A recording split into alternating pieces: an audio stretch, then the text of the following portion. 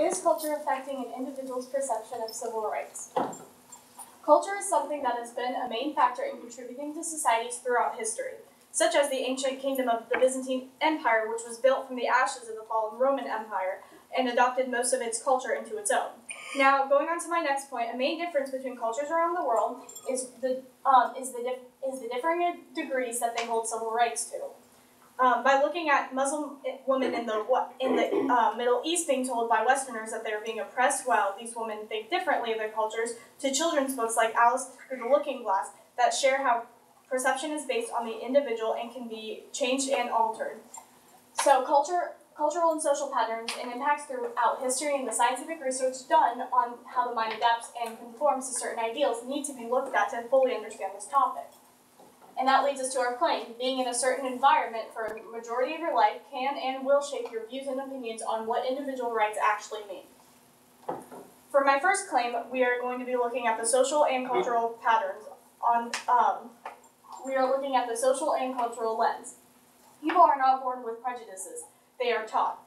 So when you look at this quote, there is no gene for bigotry. Bigots are not born. They are made by the people and society around them. Our brains and minds are shaped by the culture. And this is very true. This quote indicates that people are created by their society, and that is very clear to see through cultural patterns throughout history. This is just the way we live as people.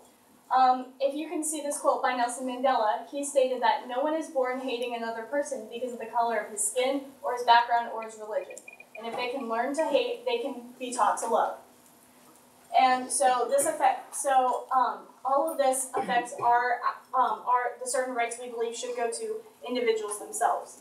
So going on to my next slide, we are going to be looking at the standards in different cultures. So our first point says different norms and practices are also taught throughout different cultures. A great example of this comes from an article by Leila Abu, a women's rights activist and writer. In her article, she talks about how women in the Middle East live a very different way of life than we do. This picture is a great example of that. You can see that there are very different forms of headdresses that women in the Middle East with different religions and cultures and how they live. And to our Western ideas, we believe that they are being oppressed, but in their day-to-day life, they don't actually believe they are being oppressed. This is just a way of life for them. So humans thrive off of the idea of rights and everybody having them. So we don't understand that some parts of the world this isn't a reality. Again, we might think this is oppression, but to them, it's just a way of life. So the next, another example of this is bullfighting in Spain. Over the last 100 years, bullfighting has gone from a popular spectacle followed with devotion to something steeped with controversy and unacceptable to half the population. And this is another great point of culture mixing with rights, because in their society, they believe this is just a deep-rooted practice that has been around forever, but to other people, they're starting to argue that it violates animal rights, but they don't think about that because it's something that they've adapted to. So, our perceptions of the world affects our brains and how we use them, and we can't look at this topic without looking at how our brains are made. And our brains are amazing pieces of putty. That's right, putty. We are shaped and molded from a very young age to adapt to our culture. In this quote it says, the way we organize our knowledge varies by culture, and that this knowledge plays a large role in the ways we view others. Thus, limited observations of other groups and immersion solely in our own culture leads to overgeneralization of other cultures and perpetuation of stereotypes. So, but moving into this topic of perception, a great example of this can be found in the classic book Through the Looking Glass. Alice was affected by her surroundings and by how she perceived the world around her. Alice's perception was heavily morphed by the environment, and the human brain acts the exact same way. We can't discuss cultural rights without bringing in the lens of political. As I mentioned before, we thrive off of the idea of individual rights. That's why this recent data might be a little shocking. Political rights and civil liberties around the world deteriorated to their lowest point in more than a decade in 2017, extending a period of characterized by emboldened autocrats, belligerent democracies, and the United States withdrawal from its leadership roles in the goal and struggle for human freedom. And this graph clearly shows that with the improved being all the way down here with less than 50 countries to the decline of democracies and individual rights going above even 60 countries. So this helps also bring in also bring in a perspective that rights all around the world are deteriorating because too many are turning a blind eye to this subject. And it's not the fault of individual peoples, but it's the fault of the culture as a whole.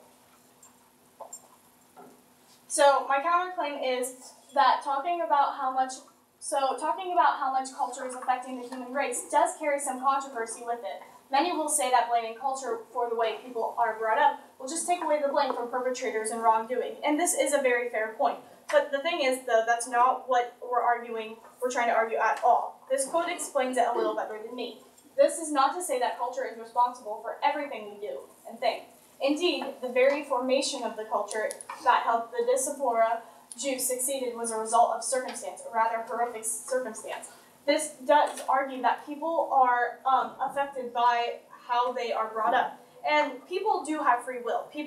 That's a normal fact of life. People think for themselves, and that's what makes them human. But people can be manipulated. They can be follow a pattern because, as I mentioned in the scientific slide, our brains adapt to whatever environment we are to survive. That's a normal human instinct. So we are responsible for our own actions. The human race just needs to be mindful that certain conditioning for a large portion of any given life can cause someone to think a certain way, and that needs to be taken into account when someone does something wrong or disagreeable. So my conclusion is that the idea of individual rights is a fluid idea throughout the world based on how and where you were raised, and these ideas do vary very much. The culture we were brought up in does highly affect the individual's views on rights and liberties, as we saw from the woman in the Middle East to Alice in the Looking Glass and her perception from the world around her. Admitting the simple fact and learning and accepting and even embracing cultures that are not like our own can and will help us understand the broader world around us and keep us knowledgeable on how others live.